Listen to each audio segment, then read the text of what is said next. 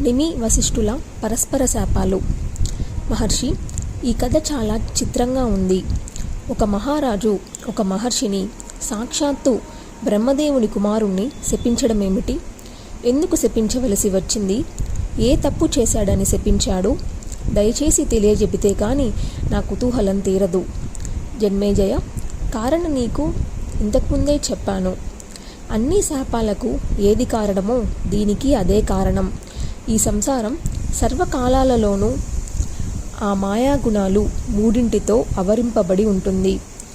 భూపాలురు ధర్మం ఆచరించాలి, విప్రోత్తములు తపస్సులు చేయాలి. ఇలా ఎవరి గుణాలు కర్తవ్యాలు వారికి స్పష్టంగా ఉన్నాయి. కాకపోతే అప్పుడప్పుడు ఇవి తారుమారవుతుంటాయి. అప్పుడే చిక్కు వస్తుంది. రాజులు కామక్రోధ వివసులవుతున్నారు. మునులు లోభానికి అహంకారికి లోనవుతున్నారు. రజోగుణ ప్రధానంగా క్షత్రియులు యజ్ఞాలు చేస్తుంటే మునులు అలాగే తపస్సులు చేస్తున్నారు. సత్వగుణం అనేది ఎవరిలోనూ కనిపించడం లేదు. ఈ వశిష్ఠుడు నిమి మహారాజుని శపిస్తే వారేమో వీరిని శపించారు. ఇద్దరూ కష్టాల పాలయ్యారు. విధి బలీయం కదా. అందుకే ఈ త్రిగుణాత్మక సంసారంలో ద్రవ్యశుద్ధి, క్రియాశుద్ధి, మనశ్శుద్ధి అనేవి ఉత్తరోత్తరం బహుదుర్లభాలు. ఇదంతా ఆ మాయాశక్తి ప్రభావం. ఎవరూ తప్పించుకోలేడు. ఆ జగన్మాత అనుగ్రహాన్ని పొందగలిగితే క్షణంలో ముక్తుడవుతాడు. లేకపోతే లేదు. అలా కొట్టమిట్టాడుతూ ఉండవలసిందే. ఆ తల్లి అనుగ్రహం ఎవరి మీద ఎప్పుడు ఎలా ప్రసరిస్తుందో అనూహ్యం. హరిహరాదులకే లభించని ఆ కరుణ ఒక్కొక్కప్పుడు సత్యవ్రతాది సాధారణ నియమాలను పాటించిన సామాన్యుడికి దక్కవచ్చు. ఆవిడ హృదయాన్ని తెలుసుకోగలిగినవాడు ఈ ముల్లోకాలలోనూ లేడు. కానీ ఒకటి మాత్రం నిజం, జగదీశ్వరి ముమ్మాటికి భక్తులకు పశ్చురాలు. అందుచేత ఏ దోషాన్ని తొలగించుకోవాలన్నా దేవీ భక్తి ఒక్కటే మార్గం. అది కూడా దంభభక్తి కాకూడదు. నిమి మహారాజు ఇక్ష్వాకు వంశ సంభూతుడు, 12వ కొడుకు. రూపగుణ సంపన్నుడు, ధర్మజ్ఞుడు, ప్రజారంజకుడు, సత్యవాది, దానశీలి, మహాజ్ఞాని. అనేక యజ్ఞాలు చేశాడు. కేవలం బ్రాహ్మణుల కోసమని గౌతమాశ్రమం సమీపంలో ఒక పట్టణాన్ని నిర్మించి దానికి జయము అని పేరు పెట్టాడు. బ్రాహ్మణులందరూ అక్కడకు చేరి సుఖంగా నివసిస్తున్నారు. ఇలా ఉండగా ఒక రోజున ఈ నిమి మహారాజుకి అట్టహాసంగా భూరి దక్షిణలతో బహుకాలం కొనసాగే ఒక మహాయజ్ఞం చేయాలనే సంకల్పం కలిగింది. రజోగుణ విలాసం అటువంటిది. మరి ఇక్ష్వాకుడి అనుమతి పొందాడు. మహాత్ములతో సంప్రదించాడు. కావాల్సిన యజ్ఞ సంబరాలన్నీ సమకూర్చాడు. భృగు, అంగీరస, వామదేవ, గౌతమ, వశిష్ఠ, పులస్త్య, రుచిక, పులహ ప్రభృతి మహర్షులను ఆహ్వానించాడు. యజ్ఞ విద్యా ప్రవీణులైన వేద పండితులను రప్పించాడు. అంతా సిద్ధం చేసుకున్నాడు. కులగురు వశిష్ఠుల వారిని పాదపూజ చేసి వినయంగా నమస్కరించి అభ్యర్థించాడు. గురుత్తమ, నువ్వు సర్వజ్ఞుడివి. ఇదిగో యజ్ఞ సంబరాలన్నీ సమకూర్చుకున్నాను. దయచేసి నాతో ఈ యజ్ఞం చేయించు. 5000 సంవత్సరాల పాటు సాగాలి ఇది. అటువంటి యజ్ఞ దీక్షను స్వీకరించాలని నా కోరిక. ఇప్పించు, యజ్ఞం జరిపించు. ఇది అపూర్వమైన దేవీ యజ్ఞం. శ్రీ జగదంబిక ప్రీతి కోసం చేస్తున్నాను. కాదనకు.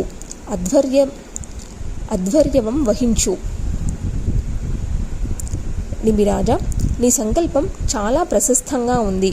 కానీ ఇంద్రుడు కూడా ఇదే యజ్ఞాన్ని చేస్తూ నన్ను అధ్వర్యుడిగా వరించాడు. 5000 సంవత్సరాలు దీక్షను చేపట్టాడు.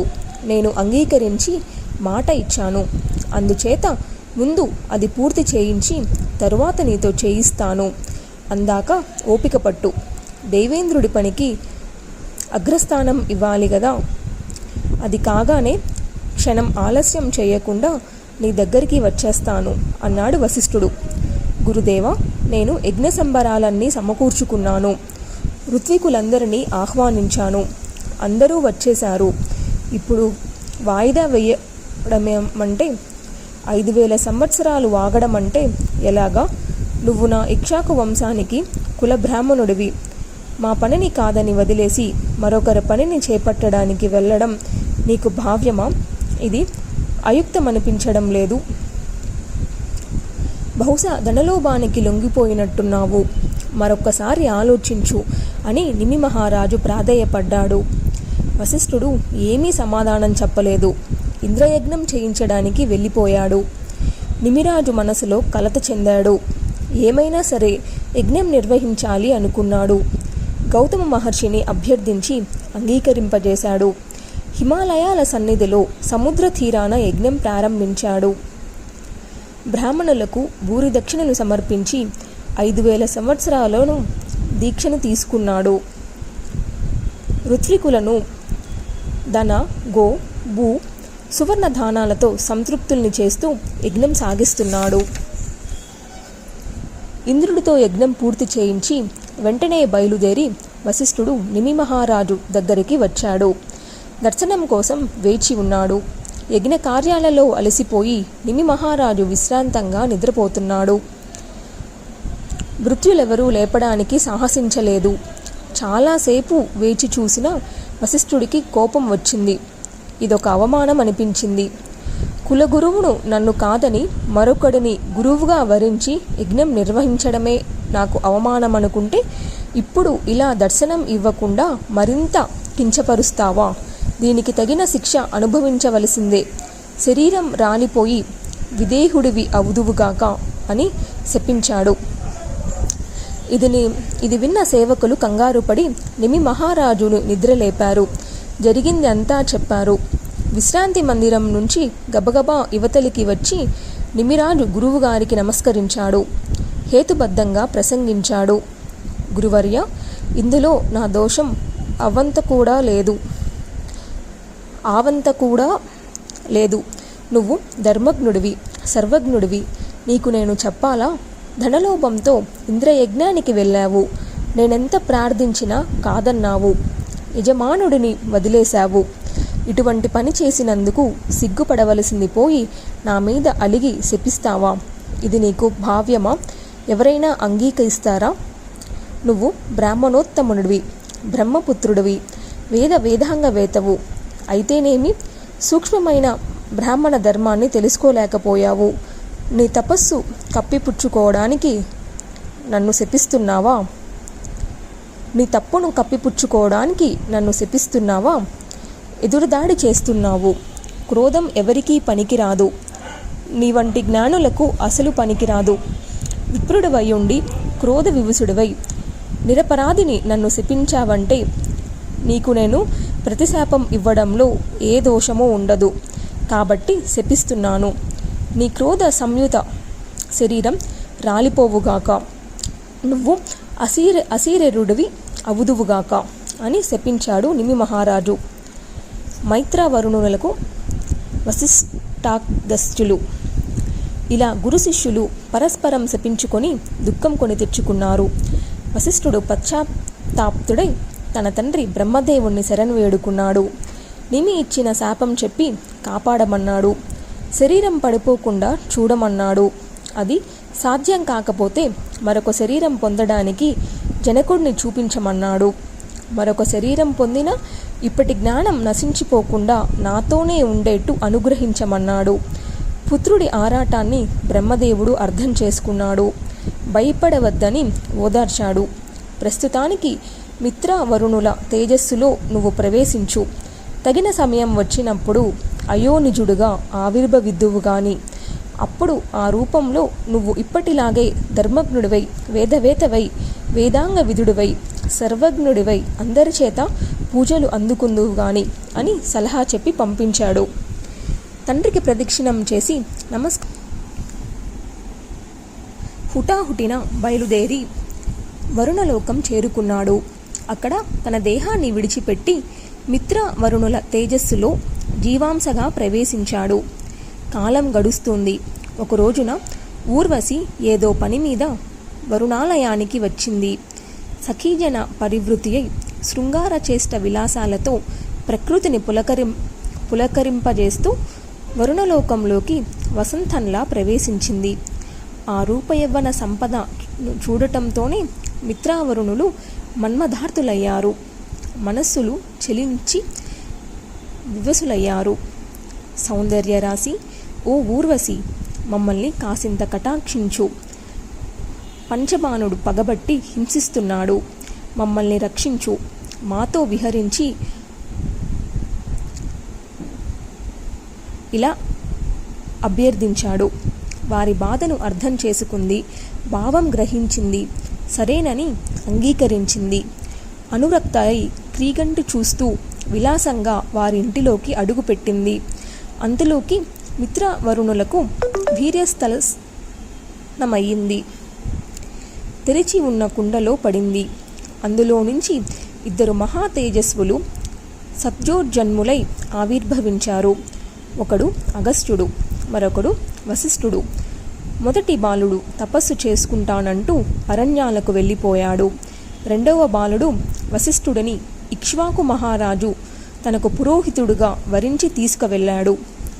అతడిని వశిష్ఠుడిగా గుర్తించి విశేషమైన గౌరవ మర్యాదలతో పోషించాడు. జన్మేజయ, వశిష్ఠుడు ఇలా మిత్రావరుణుల తేజస్సులో ప్రవేశించి అయోనిజుడై పునర్జన్మ పొందాడు కనుక మైత్రావరుని అయ్యాడు. సందేహం తీరింది కదా అన్నాడు వ్యాసుడు. వ్యాస మహర్షి, వశిష్ఠుడి దేహప్రాప్తి చెప్పావో బాగుంది. నిమి సంగతి ఏమిటి? అతడు మళ్ళీ శరీరం పొందాడా? ఎలా పొందాడు? ఆ కథ కూడా చెబితే శాప వృత్తాంతం పూర్తి అవుతుంది కదా అన్నాడు జన్మేజయుడు. అయితే వినమంటూ మొదలుపెట్టాడు వ్యాసుడు. నిమి మహారాజుకి జగన్మాత వరం. వశిష్ఠుడు నిమి మహారాజును శపించాడన్న సంగతి యజ్ఞం చేయిస్తున్న ఋత్విజులకు మునీశ్వరులకు తెలిసింది. చాలా బాధపడ్డారు. రాజుని పరామర్శించారు. ఇంకా యజ్ఞం పూర్తి కాలేదు, ముగింపు దశలో ఉంది. దీక్షాధారిగా ఉన్న యజమానుడు పరమ ధార్మికుడు శాపదగ్ధుడు అయ్యాడంటే మనమంతా చూస్తూ ఊరుకోవడమేనా? దీనికి ఏదైనా విరుగుడు చేయగలమా అని చాలాసేపు సమాలోచనలు జరిపారు. ఏ దారి కనిపించలేదు. వశిష్ఠుడి శాపానికి తిరుగులేదు, అనుభవించవలసిందే అని తేలడంతో అందరూ అవాక్కయ్యారు. నిమి మహారాజు శరీరంలో నెమ్మదిగా మార్పు రావడం మొదలయ్యింది. అది గమనించిన ఋత్విజులు దానికి కావాల్సిన వేదమంత్రాలతో గంధమాల్యాది విలేపనలతో ఒకవైపు అతడి శరీరాన్ని రక్షిస్తూ మరొక వైపు త్వరగా యజ్ఞం ముగించారు. అసమాప్తంగా ఉండిపోయిందనే అపప్రధను, దానివల్ల వచ్చే ప్రమాదాన్ని నివారించారు.